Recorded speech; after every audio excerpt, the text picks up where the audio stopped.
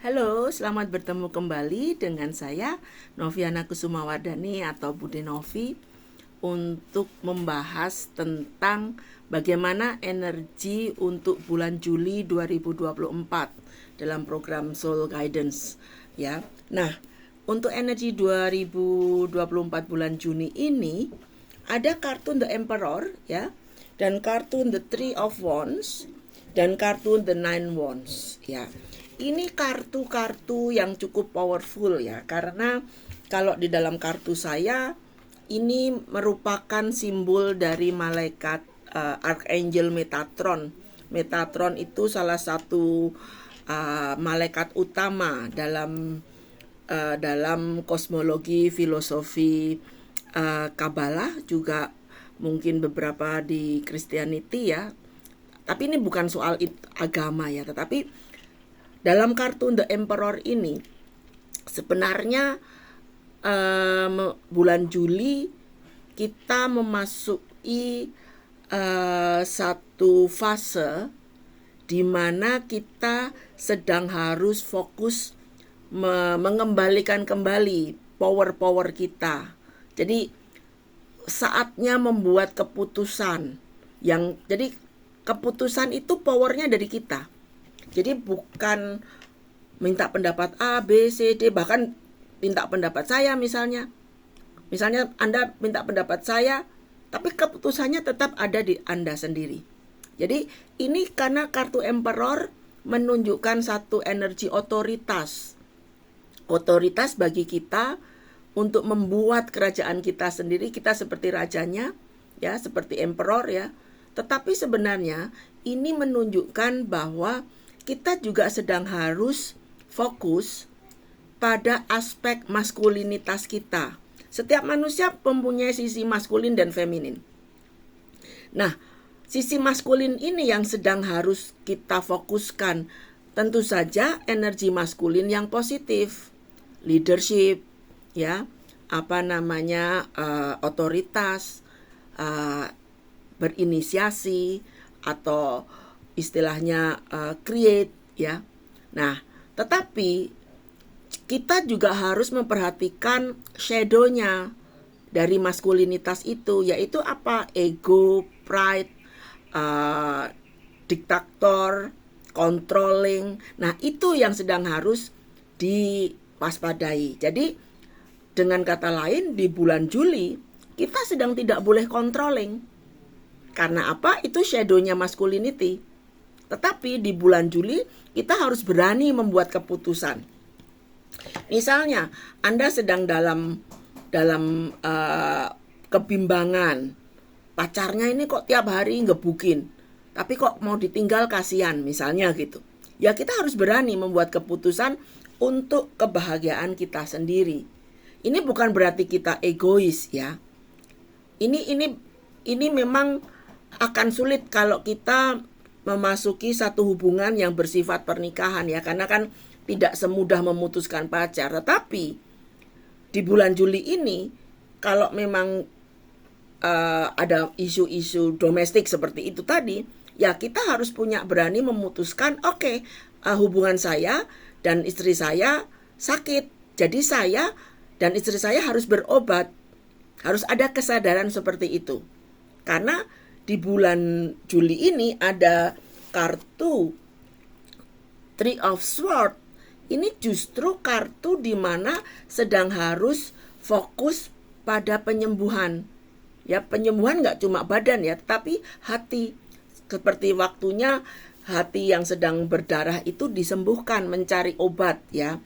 Dan di bulan Juli ini sebenarnya I will say ini adalah the month of compassion, bulan welas asih. Ya itu mungkin kenapa seorang Dalai Lama menjadi begitu luar biasa ya, karena welas asihnya, mungkin karena beliau juga lahir di bulan Juli. Tetapi di bulan Juli ini karena kartun The Three of Swords ini keluar, ini menunjukkan dengan jelas bahwa kita sedang harus spread welas asih, menyebarkan welas asih bahkan terhadap diri kita sendiri. ya. Diri kita sendiri ini juga harus dikasih welas asih. Jadi maksud saya, kita jangan terjebak pada sadomasokis emosi. Ya. Saya sering sekali menerima klien-klien ya, yang setelah saya amati, ternyata pain atau rasa sakit adalah zona nyamannya.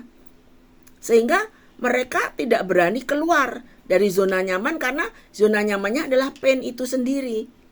Jadi meskipun misalnya dikasih tahu kartunya ya, tidak oleh saya, kartunya menunjukkan seperti ini, ya mereka tetap berkubang di situ karena tanpa disadari pain itu sudah merupakan zona nyaman.